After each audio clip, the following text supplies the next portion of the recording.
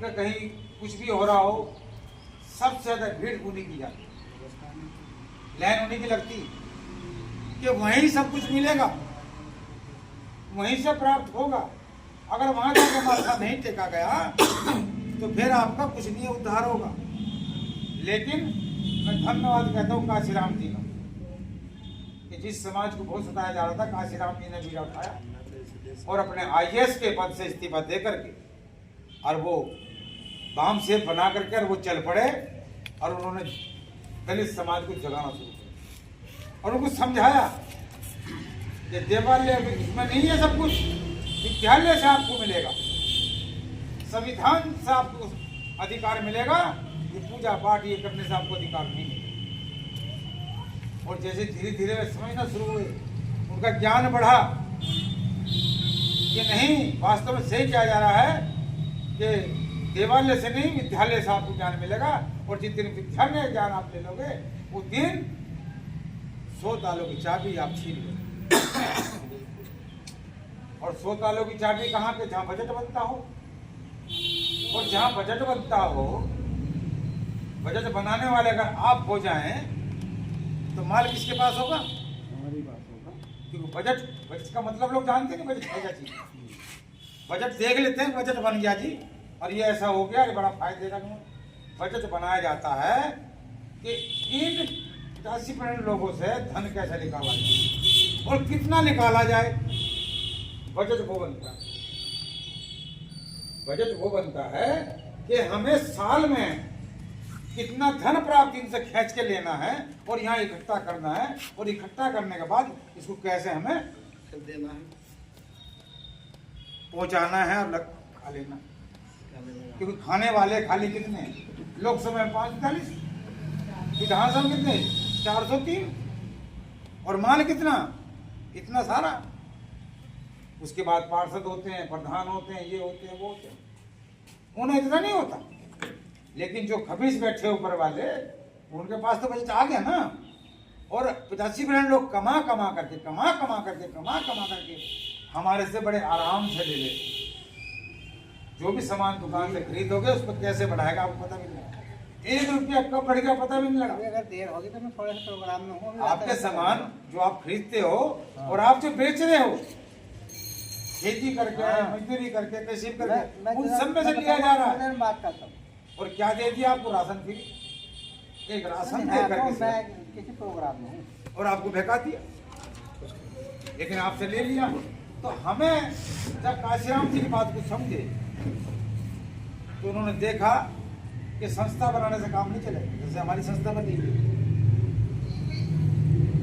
संस्था एक ऐसा कड़वा जहर है कि जिसके द्वारा हम इकट्ठा तो कर सकते हैं लेकिन हम कुछ दे नहीं सकते, क्योंकि हाथ में कुछ है ही नहीं। संस्था के द्वारा जिंदगी भर तक मांगते तो रहोगे कि नेताओं से, विधायक से कुछ मांग लाए, सांसद से कुछ मांग लाए, पार्षद जी से कोई ना कोई रिक्वेस्ट करके यार चलो, लेकिन देने का तो अधिकारी नहीं हो।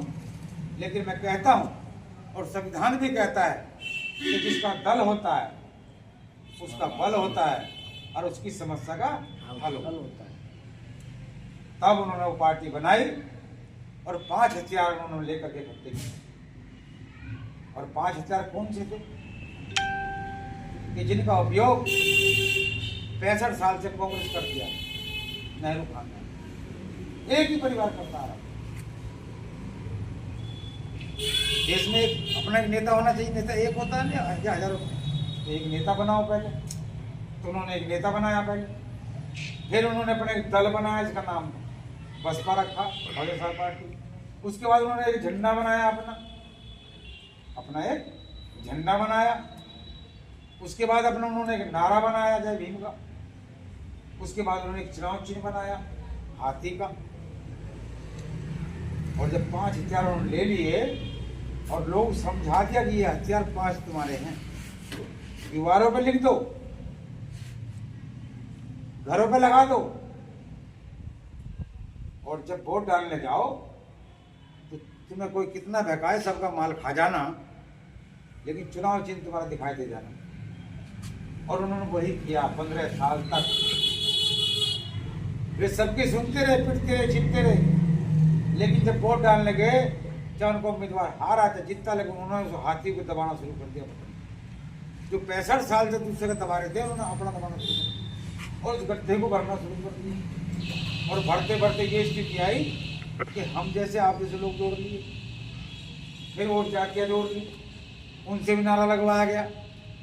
मलिक खुद तो लगाया सबसे लगवाना शुरू कर दिया, और जो दबी कुछ भी चाहते थे उन्होंने उसको अपने साथ इकट्ठा कर लिया। और जब उन्होंने 50% की अपनी वोटिंग तैयार कर ली, तो चुनाव जीत के जब आई तो वोट कम रहेगी, तो बीजेपी से गठबंधन 6 महीने के लिए मुख्यमंत्री बनी कि जी बाकी टाइम तुम्हारा 6 महीने मुझे बना दो। और 6 महीने रहने के बाद जब कलम चलाई और बजट के कमरे में घुसी तो कब माल ही माल पड़ा है, तो 6 सत्ता वापसी भी सरकार ध्वस्त कराई और पूर्ण बहुमत से आकर के 3 बार लगातार रहे। और फिर लिख दिया, ये कानून में लिख दिया कि जो छुएगा मेरे समाज को, अरे बरे कहेगा, तो ना उसकी होगी बेल और जाएगा जेल। और उसी समाज के अगर जमानत लेंगे तब होगी बेल, और फिर जुर्माने का कर्जा खेल कि उसके खाते में जाएगा। क्यों जी? ऐसे ही है। अगर साबित हो जाए तो ताकत नहीं है। और थाने से इंक्वायरी नहीं होती, एसीपी डीसीपी करेंगे, उसकी एफआईआर भी एसीपी डीसीपी करते, बड़े अधिकारी आकर, और फिर SC ST आयोग आ जा बीच में, और फिर उसके नेता आगे खड़े हो जा। तो जब उन्होंने सीख लिया, सिखा दिया, तो 66,000 वोल्ट का करंट, जिसको हम धुतकारते झुटकारते थे, वो 66,000 वोल्ट का करंट बना। और जिनकी नाक हमेशा कभी बंद नहीं होती थी, आज देख लो उनके मकान, देखो उन सेठों से बढ़िया उनके मकान, उन पढ़े लिखों से ज्यादा एजुकेशन में उनके बच्चे, क्योंकि जिस चीज को हमें मिलने के बाद भी हमने नहीं लिया। आज रो रहे हैं कि हमें आरक्षण दो, आरक्षण दो, आरक्षण दो। 1990 से तो मैं गांव में शोर मचा रहा था कि जब बड़े आसानी से पटवारी घर पे हाथ से लिख के दे जाता, कोई शोर शराबा नहीं था, कोई लड़ाई नहीं थी। मेरे पास सर्वे 80 का है, मेरे परिवार पे यूपी का, मेरे पे दिल्ली का परिवार, मेरे जो भतीजे बते सब लगे हुए नौकरी पे, 80 कोटे से लगे, मेरे बच्चे सब 80 कोटे से काम कर रहे। अरे वो ऐसी एक सूची बनाई गई थी कि जो भारत की क्रांतिकारी जातियां थी, जिन्होंने मुगलों के खिलाफ लड़ा है, अंग्रेजों के खिलाफ लड़ा है, उनकी जमीन छीन ली गई, उनके घर बार छीन लिए गए, उनके रोजगार छीन लिए गए, उनको घर बनाने का अधिकार नहीं दिया गया। ऐसी 578 जातियां थी भारत के अंदर। आप गूगल में सर्च मारोगे तो आ जाएगी तुरंत।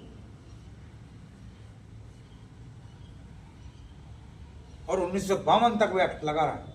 1931 में अंग्रेजों ने, और वो लगा क्यों था? सती चोराघाट कानपुर में पड़ता है, वहां 2 भाई थे,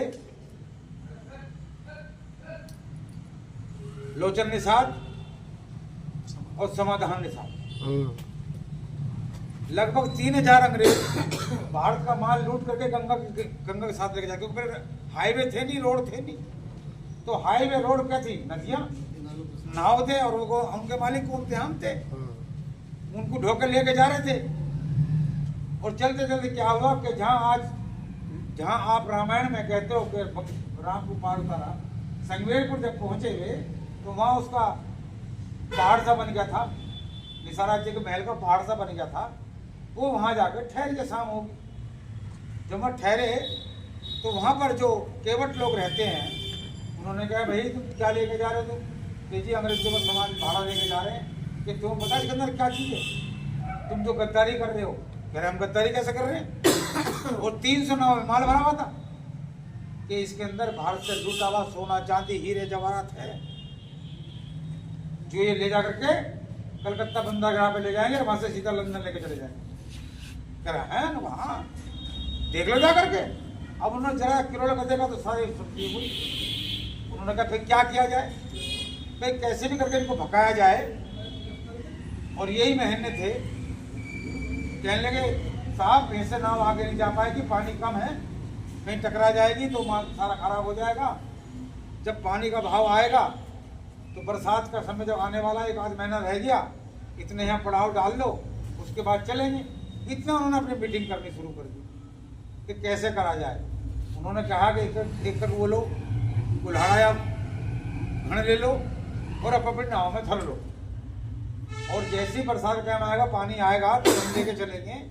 तो जब मैं उठा करके अपना इशारा दूंगा कि जब मैं ऐसे घुमाऊंगा इस तरह से, तो सारे एक साथ बीच में नाव के अंदर छेद कर देना, क्योंकि बीच का जो फट्टा होता है उसमें वो इसी कैसे होता है, उसमें जोर से मार तुरंत कट जाएगा। एक फट्टा उसमें ऐसा लगा होता है बीच में, और तुम कूद के निकल जाना, ये सब डूब जाएंगे ही, ये तैरना जानते नहीं। वही हुआ जैसे वे सती चौरा घाट पर पहुंचे कानपुर में, गंगा जी वहाँ किनारे पहुंचे, तो उन्होंने वो हलाया और सब ने पट्टा तोड़ दिया, और तोड़ने के बाद सारे अंग्रेज वहाँ डूब करके मर गए। लेकिन हमारा समाज बड़ा वो है दयावान, एक अंग्रेज को तैरना सिखा देता, एक अंग्रेज को तैरना सिखाया था। वो कैसे बच बुचा करके तैर करके पल्ली पार निकल के और लंदन जाकर विक्टोरिया ने बता दिया कि विक्टोरिया कि जुर्म हो गया और अब भारत में रहना बड़ा कठिन है। क्यों? ये जो जल जंगल के लोग रहने वाले हैं, ये नदी किनारे लोग रहने वाले हैं, ये तो बड़े खतरनाक हैं। आ जाओ, गोरिल्ला युद्ध करते हैं और हाथ आते नहीं है। घर में ही बैठे हैं अपने। तो जब उन्होंने कहा क्या उनका ऐसे बात होगी है, उनको जाओ जो भी मिले पकड़ लो। तो उन 157 मल्लाह को पकड़ा गया और वहाँ कच्ची फांसी पेड़ पर लटका कर दे दी, कच्ची फांसी वहाँ दे दी गई। पेड़ आज भी खड़ा हुआ है।